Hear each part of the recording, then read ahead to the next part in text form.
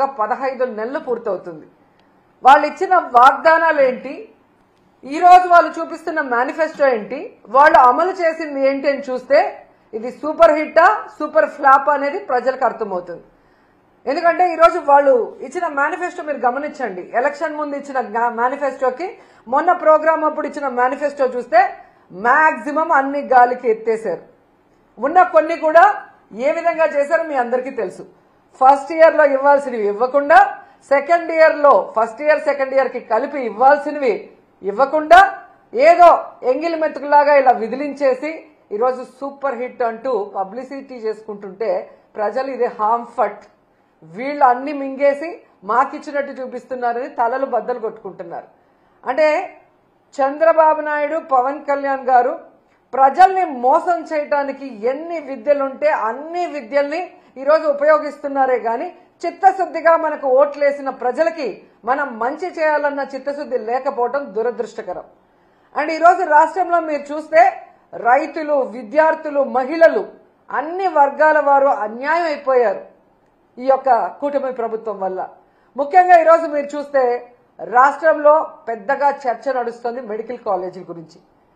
ఈరోజు చంద్రబాబు నాయుడు నాకు విజన్ ఉంది, సీనియారిటీ ఉంది అని చెప్పుకుంటాడే, మరి 3 సార్లు ముఖ్యమంత్రిగా పనిచేస్తావు, ఇప్పుడు 4వ ముఖ్యమంత్రిగా పనిచేస్తావు.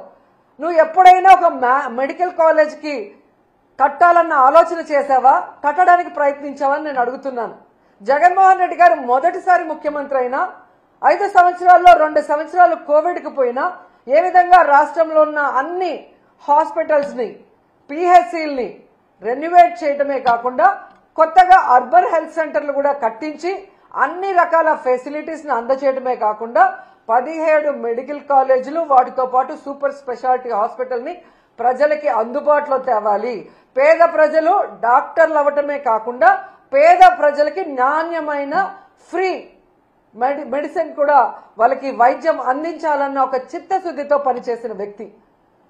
ఈరోజు ఆ 17 మెడికల్ కాలేజీలని పూర్తి చేయడం చేతగాక, అంటే దాదాపుగా 7 జగన్మోహన్ రెడ్డి గారు పూర్తి చేసేశారు. 5 జగనన్న ఉన్నప్పుడే 2023-24లో ఓపెన్ చేసి క్లాసెస్ కూడా స్టార్ట్ అయిపోయినాయి. మొన్న ఈ మధ్య ఒకటి స్టార్ట్ అయింది. పులివెందల్ది వాంటెడ్గా కక్ష సాధింపుగా ఏ విధంగా చేస్తున్నారో అందరూ కూడా చూస్తున్నారు. మిగతా 10 ఈ 15 నెలల్లో కనీసం 15 కోట్లు కూడా కేటాయించకుండా వాటిని నిర్వీర్యం చేస్తూ కక్ష సాధింపుగా ఈరోజు ఆ మెడికల్ కాలేజీని తమకు కావాల్సిన వాళ్ళకి అప్పచెప్పడం కోసం ప్లాన్ ప్రకారం ఎలా చేస్తున్నారో మనం చూస్తున్నాం.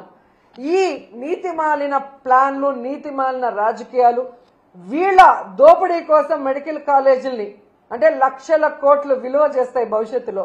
అలాంటి మెడికల్ కాలేజీల్ని విత్ హాస్పిటల్స్తో తమకు కావాల్సిన వాళ్ళకి పప్పు బెల్లాల్లాగా చంద్రబాబు నాయుడు కూటమి ప్రభుత్వం ఇచ్చేస్తుంటే జగన్మోహన్ రెడ్డి గారు ప్రెస్ మీట్ పెట్టి నిజాలన్నీ కూడా ప్రజలకు తెలియజేయగానే వాటికి సమాధానం చెప్పాల్సిన సీనియర్ మోస్ట్ చంద్రబాబు నాయుడు ఎందుకు సమాధానం చెప్పట్లేదు? ఎందుకు తన మంత్రుల్ని రెచ్చగొట్టి జగన్మోహన్ రెడ్డి గారిని బూతులు తిట్టడానికి ఈరోజు పంపిస్తున్నారని నేను అడుగుతున్నాను. ఎంత సిగ్గుచేటంటే ఈరోజు హోంమంత్రి అనిత గారు ఒక ప్రెజెంటేషన్ ఇచ్చారు. ఆ ప్రెజెంటేషన్ చూస్తుంటే అది ఒక ప్రెజెంటేషన్ లాగా లేదు, అనిత ఫ్రస్ట్రేషన్ కనిపిస్తోంది. ఆమె ఏదైతే వీడియోలు చూపించిందో అవన్నీ చంద్రబాబు నాయుడు కూటమి ప్రభుత్వం తయారు చేయించిన ఫేక్ వీడియోస్ని ఏ విధంగా ఆమె ప్రజెంట్ చేసిందో మనం అందరం కూడా గమనించగలిగాం. ఎందుకంటే ఆడవాళ్ల భద్రత గురించి, బాలికల మీద జరిగే హత్యల గురించి, అలాగే మహిళల మీద జరిగే అఘాయిత్యాల్ని ఆపడం గురించి ఆవిడ ఏ రోజు మీటింగ్లు పెట్టలేదు, ఏ రోజు పవర్ పాయింట్ ప్రెజెంటేషన్లు ఇవ్వలేదు. వాటికి ఎలాంటి ఒక పులి స్టాప్ పెట్టే విధంగా కొత్త చట్టాలను తేవటమో లేదా ఉన్న చట్టాలని సవరించి నేరస్తుల్ని కంట్రోల్ చేసే విధంగా ఏ రోజు చేయలేదు. కేవలం చంద్రబాబు నాయుడు ఇచ్చే ఫేక్ వీడియోల్ని ప్రజెంట్ చేస్తూ జగన్మోహన్ రెడ్డి గారిని తిట్టడానికే ఆమె ముందుకొచ్చిందనేది ఈ రాష్ట్ర ప్రజలు గమనిస్తూ ఉన్నారు. ఎందుకు ఇది నేను చెప్తున్నానంటే ఆమె ప్రజెంటేషన్ చేసిన స్టైల్ చూస్తేనే మీకు అర్థమవుతుంది. ఈరోజు దాంట్లో ఒకటి మనం గమనించవచ్చు. అందరూ ఏమనుకుంటారు, అనిత గారు ప్రెజెంటేషన్ ఇస్తుంది. ఓకే, జగన్మోహన్ రెడ్డి గారికి కట్టడం చేత కాలేదు, గతంలో చంద్రబాబు నాయుడు 3 సార్లు ముఖ్యమంత్రి అయ్యాడు కదా, ఎన్ని కాలేజీలు కట్టేశాడో, ఎంత అద్భుతంగా కట్టేశాడో, ఏ విధంగా అవి రన్నింగ్ అవుతున్నాయో చూపిస్తారని అందరూ కూడా ఆ ప్రెజెంటేషన్ చూడటం జరిగింది. కానీ ఆమె చెప్పిన విషయాలు చూస్తే చంద్రబాబు నాయుడు ఒక్క మెడికల్ కాలేజ్ కూడా కట్టలేదు, దానికి ఆలోచన కూడా చేయలేదు. మనకి జగన్మోహన్ రెడ్డి అనే వ్యక్తి అంటే వయసులో చాలా చిన్నవాడు, చంద్రబాబు నాయుడుతో పోలిస్తే అనుభవం లేదని వీళ్ళు ఎక్కిరిస్తారు. కడప ఎమ్మెల్యేని ఎక్కిరిస్తారు. మరి కడప ఎమ్మెల్యే గారికి 17 మెడికల్ కాలేజీల్ని పర్మిషన్లు తెచ్చి వాటికి శ్రీకారం చుట్టి దాదాపుగా ఈరోజు 6 కాలేజీలు రన్నింగ్లో ఉన్నాయి. ఈ 15 నెలల్లో వీళ్ళు గనక వాటికి డబ్బులు కేటాయించి చేస్తుంటే అవి కూడా ఈరోజు రన్నింగ్లోకి వచ్చే అవకాశం ఉండి కూడా చేయలేక వీళ్ళు వెనక్కి పెట్టి జగన్మోహన్ రెడ్డి గారిని తిడుతుంటే ప్రజలు నవ్వుతున్నారు.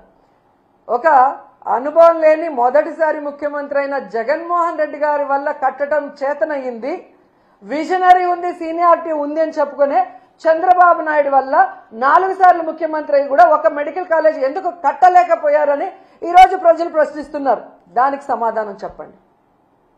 ఈరోజు ఈ రాష్ట్రాన్ని అప్పనంగా తాకట్టు పెట్టి దాదాపుగా 1,97,000 కోట్ల రూపాయల్ని 15 నెలల్లో అప్పు తీసుకొచ్చారు కదా, ఎందుకు మీరు 5,000 కోట్లు కూడా ఖర్చు పెట్టి ఈ 10 మెడికల్ కాలేజీని ఎందుకు ఫినిష్ చేయలేకపోతున్నారు? ఆ డబ్బులు ఏమైనాయి అంటే సమాధానం లేదు. ఈరోజు ఎంత ఘోరం అంటే పీపీపీ అంటే ప్రైవేటీకరణ కాదు అని అనిత అంటుంది. మరి పీపీపీ అంటే ప్రైవేటీకరణ కాకపోతే రౌడీ షీట్లకు ఇచ్చే పెరోలా అని నేను అడుగుతున్నా. ఎందుకంటే పీపీపీ అంటే ప్రైవేటీకరణ అని అందరికీ తెలుసు. మరి ఈ పచ్చ నాయకులకి ఎందుకు తెలియట్లేదో నాకు చెప్పాల్సిన అవసరం ఉంది. ఈరోజు పీపీపీ కానప్పుడు డబ్బులు లేక ప్రైవేటు వాళ్ళకి అప్పగిస్తున్నామని జీవో ఎందుకు ఇచ్చారు? మరి ఆ జీవోని రద్దు చేయండి. మీరు చెప్పినట్లుగా పీపీపీ అంటే ప్రైవేటీకరణ కాదు అని మీరు అన్నది నిజమైతే, డబ్బులు లేక